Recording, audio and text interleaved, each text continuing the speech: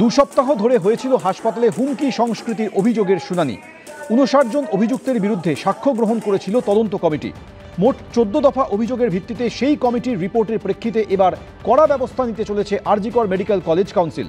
শনিবার ৮.৫ ঘন্টার বৈঠক শেষে সামনে এসেছে কাউন্সিলের সিদ্ধান্ত সম্বলিত নির্দেশনামা, যাতে ৫৯ জনের মধ্যে ১০ জনকে আরজিকর মেডিকেল থেকে বহিষ্কারের ঘোষণা করা হয়েছে। দিনে দুবার ব্যবহার করো স্টপেজ ক্রিম আর নিজেকে রাখো evergreen Keya Seth aromatherapy stop age cream, আর খুঁজে পাও নতুন আমিকে। ৭২ ঘন্টার মধ্যে পাকাপাকিভাবে হোস্টেলও ছাড়তে হবে এই ১০ জনকে। এছাড়াও আরও ৪৩ জনকে হোস্টেল থেকে স্থায়ীভাবে বহিষ্কারের সিদ্ধান্ত নেওয়া হয়েছে। একই সঙ্গে আরও ৬ জনকে সতর্ক করার সুপারিশ করেছে কলেজ কাউন্সিল। জুনিয়র চিকিৎসকদের দাবি, হুমকি সংস্কৃতির বিরুদ্ধে তাদের লাগাতার আন্দোলনের প্রাথমিক জয়। ছাত্র, ইন্টার্ন, চিকিৎসক পুরো মিলে যাদের নামে ১০ জন অভিযোগ ছিল, যে টোটাল ৫৯ জনের যে অভিযোগ ছিল, 4 জায়গা থেকে 10 জনের ক্ষেত্রে সম্পূর্ণরূপে কলেজ থেকে এক্সপেল করা হয়েছে। এর পাশাপাশি হোস্টেল থেকে বার করে দেওয়া হয়েছে। বিভিন্ন জনের বিরুদ্ধে সেক্সুয়াল হ্যারাসমেন্ট থেকে শুরু করে বিভিন্ন রকমের অভিযোগ ছিল। সেই অভিযোগগুলোর জন্য ইন্টারনাল কমপ্লেন কমিটির কাছে তার রেকমেন্ডেশন গেছে। সেক্সুয়াল যাদের হ্যারাসমেন্টের যে যাবতীয় অভিযোগ ছিল, সেই অভিযোগগুলোর বিরুদ্ধে সুনির্দিষ্ট প্রক্রিয়া ইন্টারনাল কলেজ আইসিসি নিচ্ছে। এর পাশাপাশি আমরা এদের রেজিস্ট্রেশন ক্যান্সেলেরও দাবি রেখেছি। আরজিকর মেডিকেলে চিকিৎসকের ধর্ষণ খুনের পর যে বিষয়টি আলোচনা এবং বিতর্কের কেন্দ্রবিন্দুতে তা হল থ্রেট কালচার বা হুমকি সংস্কৃতি, যার বিরুদ্ধে গর্জে উঠেছেন ডাক্তারি পড়ুয়ারা। আরজিকর কাণ্ডের পর রাজ্যে একের পর এক সরকারি মেডিকেল কলেজ থেকে আসতে শুরু করে এই অভিযোগ।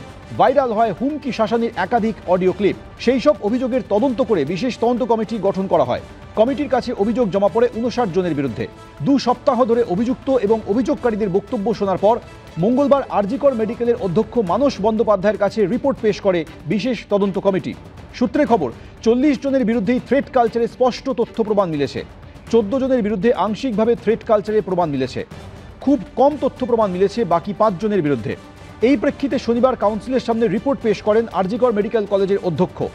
রিপোর্ট নিয়ে আলোচনা হয় কলেজ কাউন্সিলে। তারপরই সামনে আসে তদন্ত কমিটির রিপোর্টে দোষী প্রমাণিতদের বিরুদ্ধে কলেজ কাউন্সিলের শাস্তিমূলক ব্যবস্থা ও একাধিক সুপারিশের প্রস্তাব।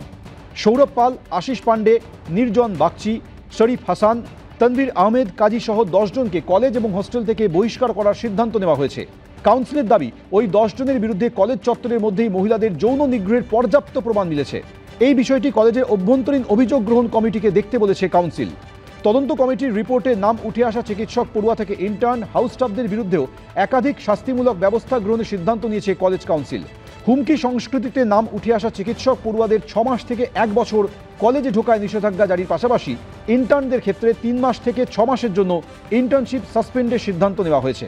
পাশাপাশি থ্রেট কালচারে জড়িত হাউস স্টাফদের ক্ষেত্রে তাদের কাজের মেয়াদ কলেজ কাউন্সিলের চিঠি পাওয়ার ৭২ ঘন্টার মধ্যে খারিজ হয়ে যাবে বলে সিদ্ধান্ত নেওয়া হয়েছে। অন্যদিকে উত্তরবঙ্গ মেডিকেল কলেজের অধ্যক্ষের অপসারণ দাবি করে স্বাস্থ্য শিক্ষা অধিকর্তাকে চিঠি দিয়েছেন কলেজের ২০ জন বিভাগীয় প্রধান ও এমএসভিপি। তাদের অভিযোগ, পরীক্ষা দুর্নীতি সহ একাধিক অভিযোগ উঠলেও তার বিরুদ্ধে তদন্ত হয়নি বলে অভিযোগ। সেই ইস্যুতে শনিবার যাদবপুর বিশ্ববিদ্যালয়ে আলোচনায় বসেন উত্তরবঙ্গ মেডিকেল কলেজের প্রাক্তনীরা। আমাদের নর্থ বেঙ্গল মেডিকেল কলেজের নামে কিছু শব্দবন্ধনী ক্রিয়েটেড হয়ে গেছে, যেমন coat unquote north Bengal lobby. এই জিনিসটা আমাদেরকে পীড়া দিয়েছে।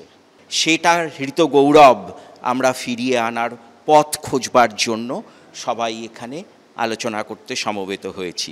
থ্রেট কালচার নিয়ে এদিন সরব হয়েছে নার্সদের সংগঠনও।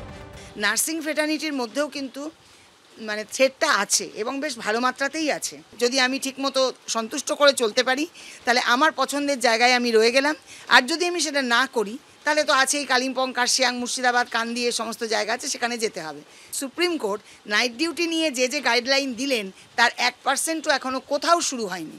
গেট, সিসি ক্যামেরা, ওয়ার্ডে ধরুন অনেক, এই কলকাতার মধ্যেও অনেক হাসপাতাল আছে যেখানে গ্রুপ ডিও থাকে না ইভিনিং এবং নাইটে। ওই অ্যাটেন্ডেন্ট বা পেশেন্টের বাড়ির লোক দিয়ে আমাদের কোনো রকমে ম্যানেজ করতে হয়। ঝিলম করঞ্জাই, অনির্বাণ বিশ্বাস, সৌমিত্র রায়, এবিপি আনন্দ, কলকাতা।